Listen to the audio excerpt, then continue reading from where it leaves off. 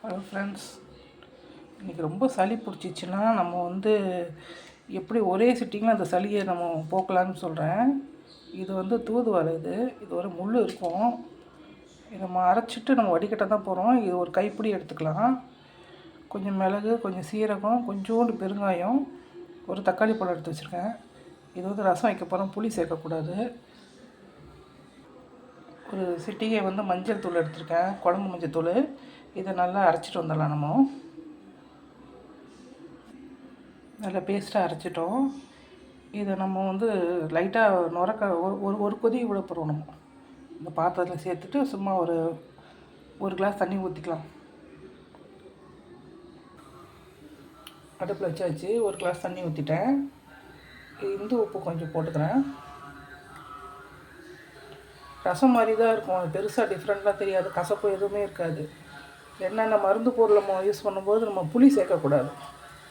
தக்காளி பழம் சேர்த்துக்கலாம். புளி சேர்க்காமல் இருந்ததுனா தான் நமக்கு நல்லது. லைட்டாக ஒரு கொதி விட்டிங்கன்னா போதும். வடிகட்டிட்டு இதை நம்ம சூடு நிற்கும் போது குடிச்சிடலாம். இது ஒரு சிட்டிங்லேயே நமக்கு உள்ள இருக்கிற சளியெல்லாம் அறுத்துட்டு வந்துடும். எப்படியாப்பட்ட சளியாக இருந்தாலும் நல்லா க்யூர் ஆகும்.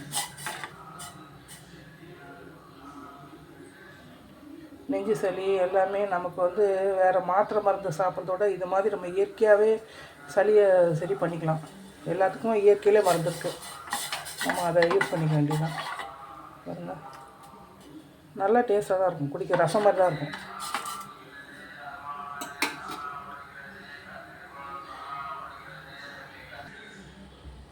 பார்த்திங்கன்னா ஒரு கொதி வந்திருக்கு. இப்போ நம்ம ஸ்டவ் ஆஃப் பண்ணிடலாம்.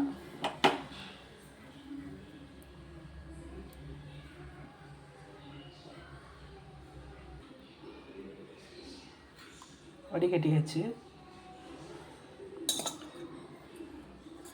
இது சூடு கொஞ்சம் விதன்னு இருக்கும்போது ரொம்ப ஆடணும்னு குடிக்காதீங்க. கொஞ்சம் வித இருக்கும்போது குடித்தோம்னா போதும். இது ஒரு நாளைக்கு 2 வாட்டி குடிக்கலாம். ஆனால் ஒரு சிட்டிங்லேயே பாதி சளிக்கு மேலே அப்படியே கரைஞ்சிரும்.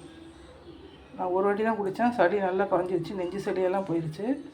நீங்கள் ட்ரை பண்ணி பாருங்கள். வீடியோ பிடிச்சா லைக் பண்ணுங்கள், ஷேர் பண்ணுங்கள், சப்ஸ்கிரைப் பண்ணுங்கள்.